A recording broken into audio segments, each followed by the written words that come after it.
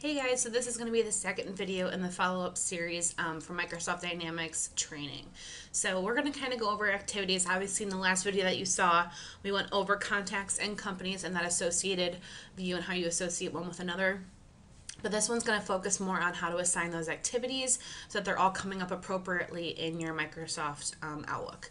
So obviously we're going to be scheduling activities specifically under the contacts. So we want to make sure that you're under sales and then you're going to go under contacts. And that from here is when you're going to go ahead and search for the contact that you have. So I'm going to go ahead and use Annette as an example.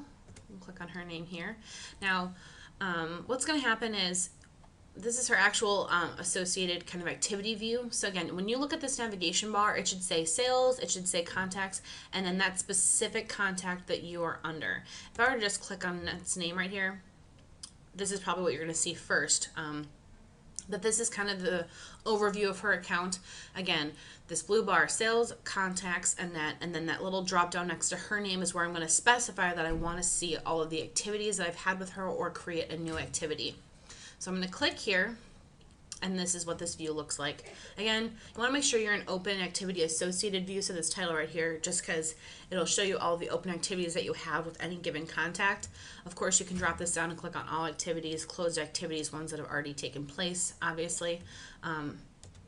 And then you also want to go ahead and make sure that this one filter on, obviously you can see the next 12 months, the ones you have throughout the year, next 90 days, ones that are overdue, ones that may not have been completed yet, and there's kind of how that's going to look.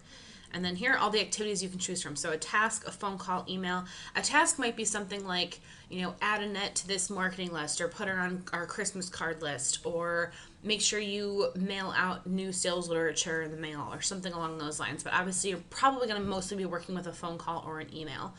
Again, we never email out of the system the way that it looks from this activity screen. You can, however, click on the link, and I will show you how to do that in just a second to email someone.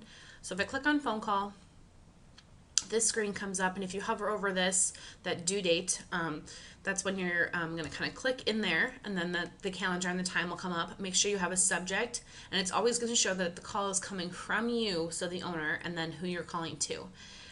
Always want to put in the description there's something specific that you want to talk about, or when you open this activity again, then you can go ahead and add information there as well. Let's say you were talking about a project, and make sure to ask Annette about the bid date that is coming up. And once you're on the phone, she lets you know that the bid date is happening in December sometime. So then you just want to add a note to that as well. The screen will come up again when you guys open up the activity to actually complete it, and then you're just going to kind of keep adding notes to that phone call as needed. This is one of those screens where you're going to click the save and close button, because if you just click save, this screen will still remain and it'll stay up. So you're going to click save and close. It's going to go ahead and get rid of that screen for you then.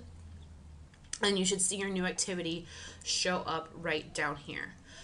Like I mentioned a minute ago about emailing out of the system, if it doesn't look like your Outlook email, like a new email from Outlook, you do not want to send it. In the actual CRM system, it's going to look a little different. However, this is where you can send it from. So if you were to click right here, as it's highlighted in blue, you see that it comes up as a Microsoft Outlook email. So it's got all the same fields as normal emails do. So you can definitely send it like this. It'll obviously put their information, their email address in there for you. You type in the subject, and then obviously once this stuff over here is working, so attached sales literature, it's going to have all those spec sheets and whatnot already in there for you, so which is great. So that's going to go ahead and be all of our activities. Remember, guys, too, when you're going through the system, that all of those rules that we discussed, all of you should have gotten them from me by now. There's going to be 5 rules for the process of just kind of searching and going through the system, and then there's 5 rules for actual data entry, so please make sure that you pay attention to those. I'm going to go over a little bit more of the cleanup in the next video. So thanks so much, and again, as always, if you guys have any questions, please let me know.